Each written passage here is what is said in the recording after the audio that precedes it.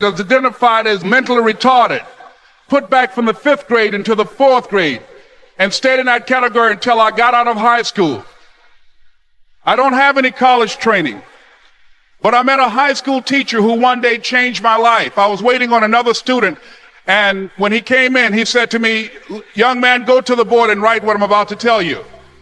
And I said, I can't do that, sir. He said, "Why not?" I said, "I'm not one of your students." He said, "It doesn't matter. Follow my directions now." I said, "I can't do that, sir." He said, "Why not?" I said, "Because I'm educable mentally retarded." And he came from behind his desk and he looked at me. He said, "Don't ever say that again. Someone's opinion of you does not have to become your reality."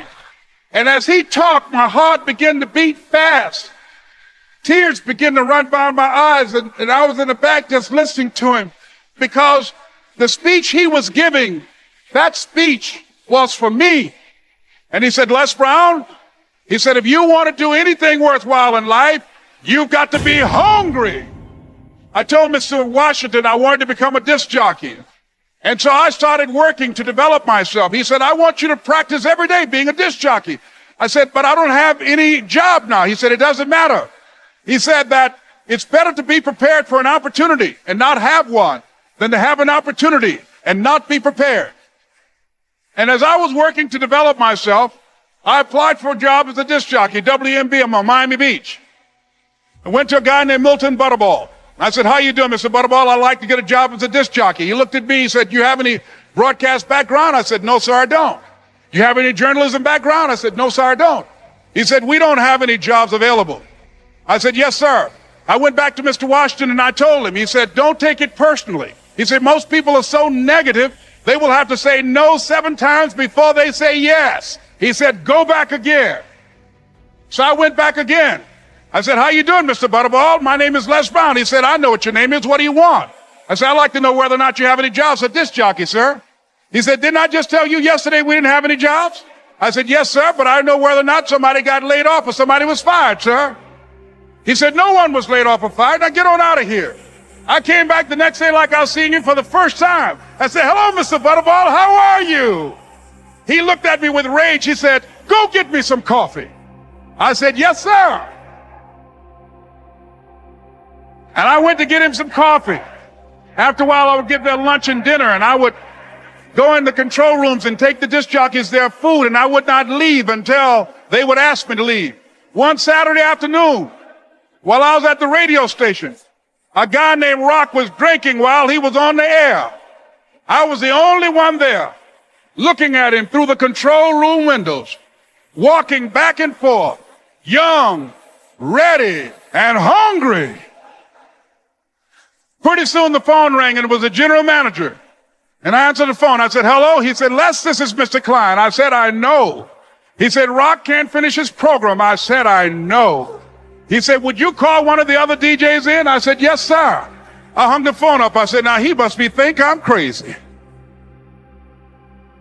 I called my mom and my girlfriend, Cassandra. I said, "Y'all turn up the radio and come out on the front porch. I'm about to come on the air." I waited for about 20 minutes, and I called him back. I said, "Mr. Klein, I can't find nobody." He said, "Young boy, do you know how to work the controls?" I said, "Yes, sir." He said, "Go in there and don't say nothing here." I said, "Yes, sir." I couldn't wait to get behind those controls. I put on an old Stevie Wonder record called Fingertips. I sat down behind that turntable. I said, "Look out, this is me, LB Triple P. Les Brown, your platter playing papa. There were none before me and there will be none after me. Therefore, that makes me the one and only. Young and single and love to mingle, certified, bona fide, indubitably qualified to bring you satisfaction, a whole lot of action. Look out, baby, I'm your love man." I was hungry.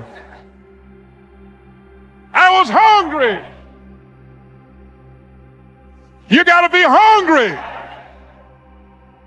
Begin to know that you have greatness within you.